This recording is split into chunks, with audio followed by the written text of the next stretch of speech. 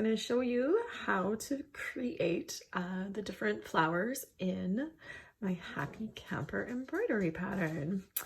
So depending on your color palette of choice, I've already made this one here in this super cute pastels. So you can see there are little flowers. We've got a mix of little daisy-like flowers, some French knots, little leaves, and I did one teeny tiny little rosette. So I'm just gonna run through how to create these guys with you quickly on my new color palette here.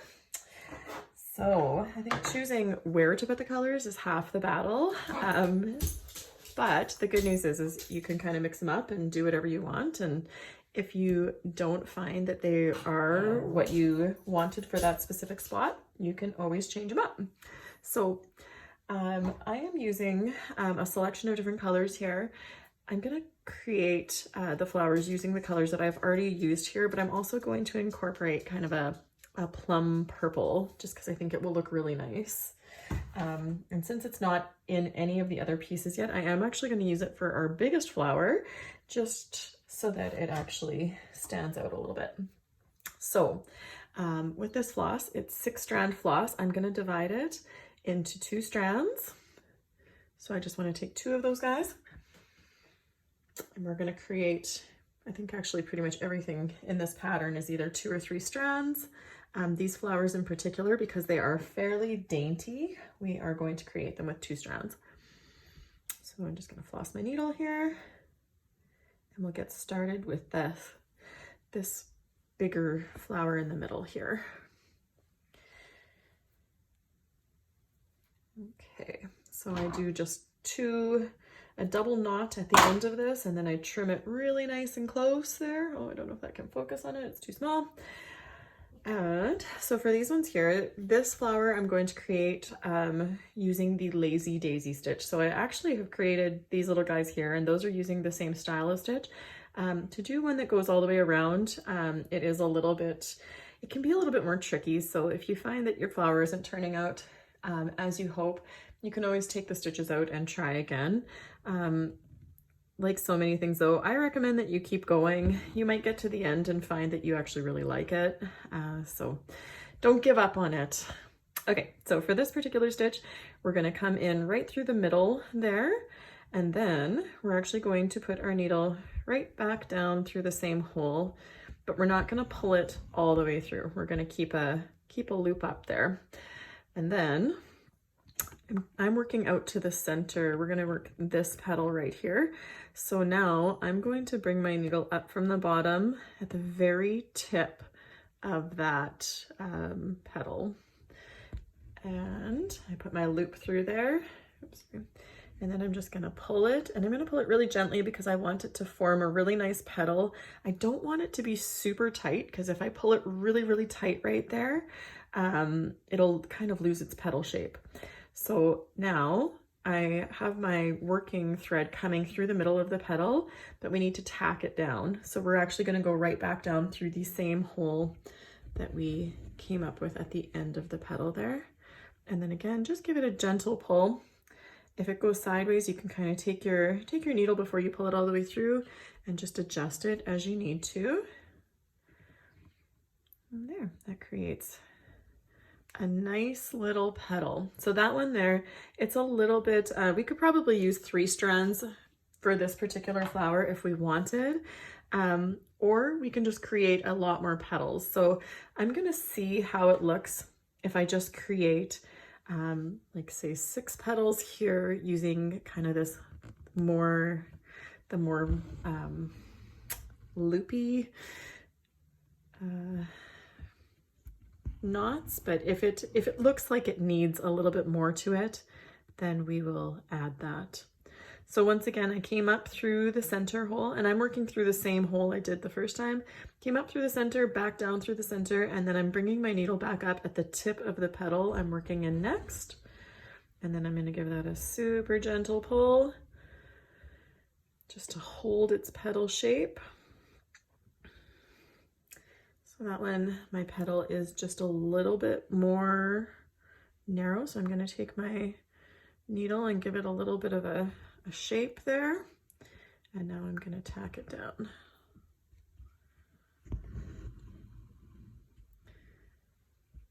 Really gentle. Perfect. Okay, so now coming back again through that same center and then going back down into the same spot. We're gonna work this next petal going down here. So this one's gonna go just slightly over our pot or planter. So this one here, the trickiest part about this is just to get it to go through without separating those, the planter threads too much, because I don't want it to look, like I don't want it to pull my planter apart. So again, just being really gentle when you pull it through there. I think that's gonna be perfect. And I think I actually went right through the middle of one of my threads, which is great, like through the planter threads. It kind of split it, which will keep those threads looking nice even after I get my flower shaped here. There, so you don't see a huge gap in here, because sometimes you can get a larger gap there if you have too much kind of slack or if you pull it too tight. Okay. This one's actually, it's coming together really nice. And like I said, if you start creating it and they're not coming together nicely, don't be afraid to just take your thread out and try again. I think we will work one downwards here. I can't actually see where I'm going in there because my pot covers up where that was, but that's okay. We can just kind of wing it. And if this petal looks off kilter or out of place, then I'll just adjust it after. But I think actually that's going to be just fine. Because the good news is in nature, every flower and every petal is unique and different. So why can't ours be? All right, so again, up and down through that same center. And then creating, we've got just 2 more petals here. I'm not going to create one going directly to the side because we're going to create a little rosette there that would cover it up anyways.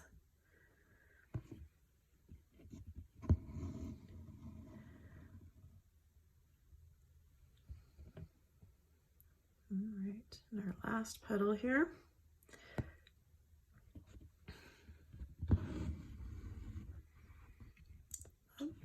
Down through that center one last time there. And then just the tip of that one comes to the end of our curtains there, which are so cute. Oh, there we go. Oops, that one I pulled a little bit too much, so I'm gonna just stick my needle right into the petal and straighten it out a little bit and just kind of re-pull it there. There we go. And we'll tack it down. Awesome. So now I can assess if I feel like it needs more petals, but I actually don't know if I do want more petals in that one. I think it looks good as is. I think if I start adding more, it's just going to get really bulky. So you know what? I'm going to leave it as it is for now. I'm just going to finish it off by weaving my thread through some of the stitches and then just giving it a tie. And I'm going to do that once and then one more time. Just weave it through and give it pull your thread through. Okay. So I'm fastening that one off there just so that my thread doesn't keep getting caught with my other flowers, since we're going to be working quite a bit in the same little area. Okay. I think that little pop of purple is so cute because I am a very purple person. I love my purple. All right, and as you can see, actually my fabric has gotten quite frayed along the edges, which I really like. I think that looks so cute. So the very first step in this pattern is to sew your fabric on, and I think that it helps it to kind of fray along the way, which if you don't want it to fray, then maybe you don't want to put it on first, but there are steps like this that you're going over top of it, so you have to put it on there eventually. Okay, so next, Actually, maybe next we'll do our little rosette because I think those are so cute. Those ones we're doing with a woven wheel. I think we are going to do it in, what do you think, red or yellow? Ooh, or we could do that blue, but that blue is what's in the pot. So let's do red. Or should we do that pink? See, like I said, this is like half the battle, is just trying to figure out what to put where. That pink might be cute. And then we can do red and yellow over on the other side. Decisions. No, I'm gonna do red. All right, so for this guy here, I like to take a strand of floss about between 12 and 16 inches long. For this one here, we're again going to divide it into 2 strands with thread. So just divide them. You'll have 4 that you can set aside and use for something else.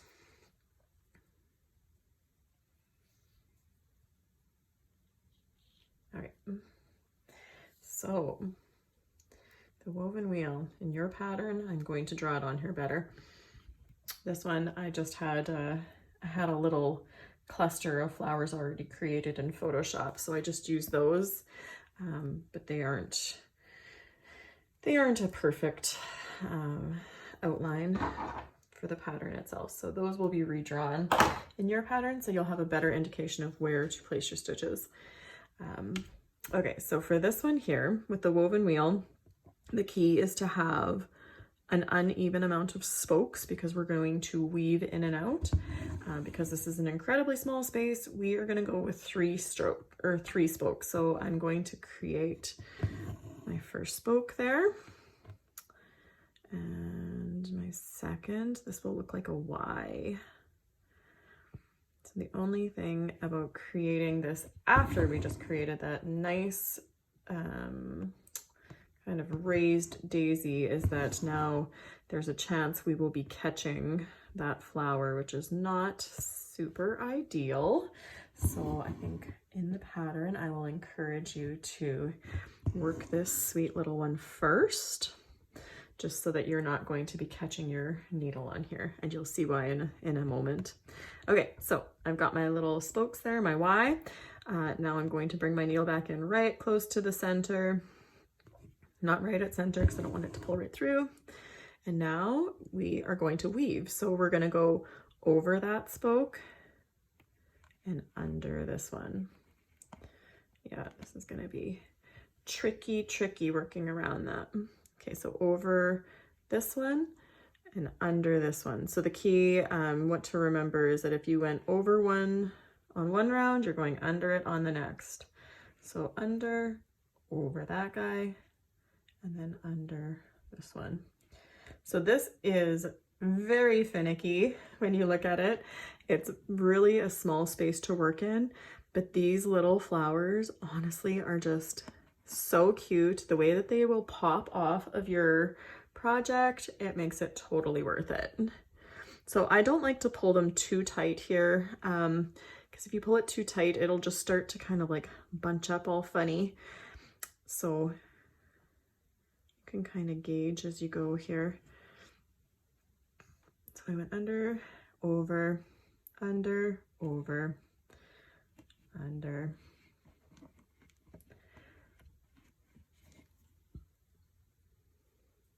over, under. Generally, when I make flowers like this, they would have at least 5 spokes. This one is just itty bitty, but the result is so worth it.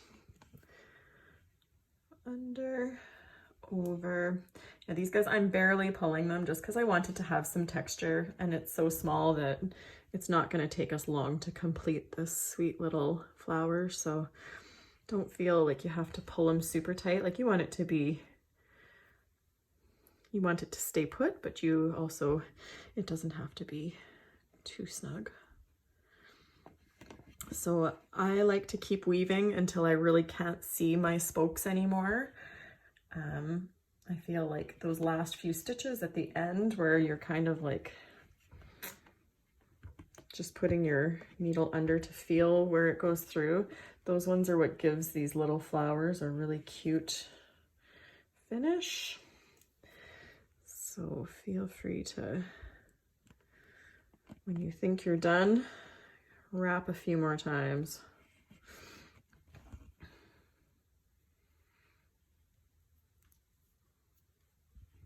Yeah, this red is beautiful.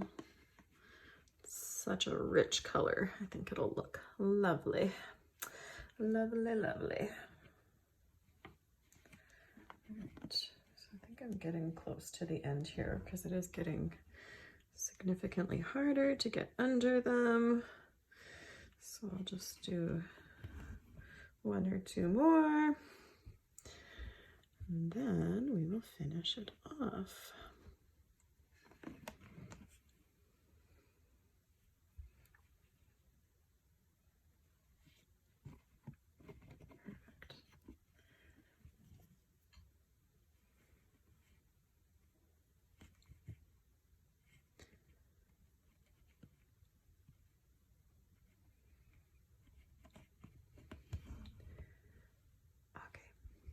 All right, we're gonna finish it there. So I'm just going to bring that around and I'm going to just pull my thread through the fabric there. Okay, and oh, the texture of that is so cute. So just give your thread a quick knot under there so that it stays put. Okay. These little ones, I don't want to pull on them too tight because I don't want it to change the shape of these cute little flowers. So, eek. I love that.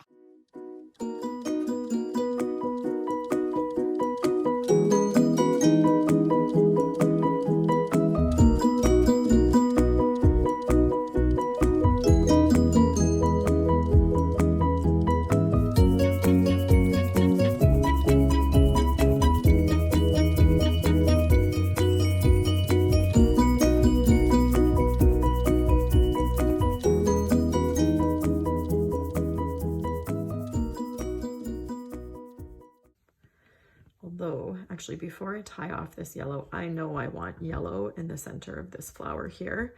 So since we're just right in that area anyways, I'm going to bring my needle up through the center of our purple flower here, and I'm going to do a French knot. So to do a French knot,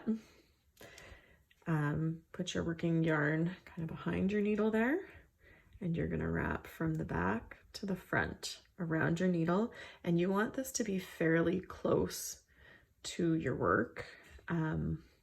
If you wrap it out here, chances are you're going to end up with funky loops in your French knot, and they are impossible to get out. Oh, that's a lie. I am telling you this wrong way. Wrap from front to back, and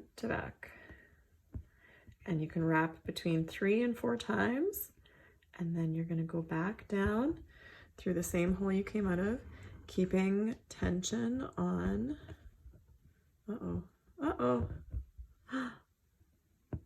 dang it.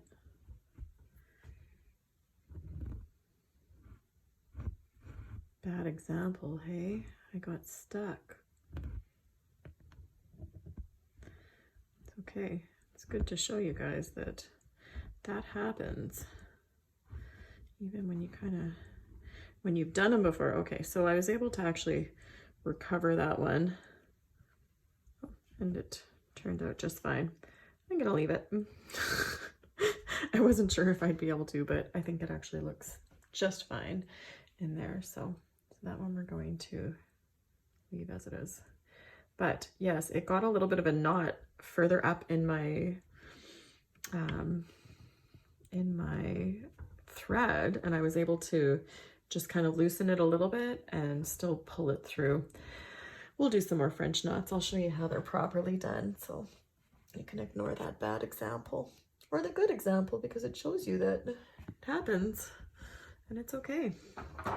French knots, though, when you have a mishap with them, the best thing to do is to not torture yourself trying to get them out. Just cut them, because they are indeed a knot and they can be very hard to get out.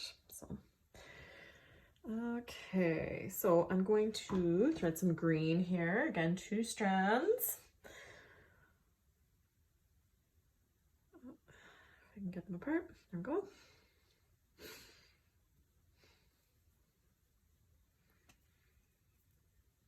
Okay, so let's add our greenery, because this part will make everything in there just pop. And then we can decide where we want to add just little bits of color using our French knots after the fact. Okay, so I'm gonna put a leaf here and there, and then we'll add some leaves here and here. And we've got, oh, actually I didn't have one there because I had another petal there, but we're going to add one on this guy. We're gonna have a leaf there just to fill that spot in. We'll put a couple of leaves coming out that way. It's gonna be great. So for these leaves, super simple. We're going to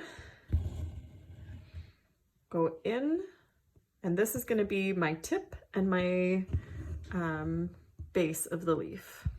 So I'm going to go in like that. My next stitch is going to come just slightly down from the tip, and it's going to be just a touch up from where the base is, but really nice and close to that center one.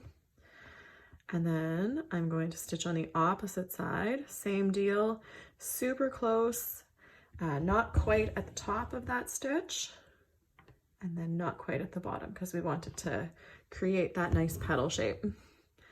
So 3 stitches is probably all that we would actually need for this, but just to make it stand out a little bit more, I'm going to do 1 more stitch here across the top for that the middle stitch. And that's just gonna help that leaf to pop out just a little bit more, which I think looks great. And actually I'm gonna add just 1 more on this side because we kind of lost that one when we put that one there. So this one, same deal, is a little bit smaller, but just help that guy pop out there. Okay, now we're gonna move down here, do the same thing. So this one, I might create a slightly larger leaf just because we've got the space there. So you can see I went a little bit long. Now we're gonna come in just slightly down from the tip. I feel like I didn't go as far down as I want, but that's okay because I can fix that with my 3rd stitch or my 4th one where I go back over top of it. And when you have more space, there's different ways to do leaves, lots of different ways, but for this, in this instant where we have such a small space here, we're just gonna do the most basic, simple petal shape or leaf shape here.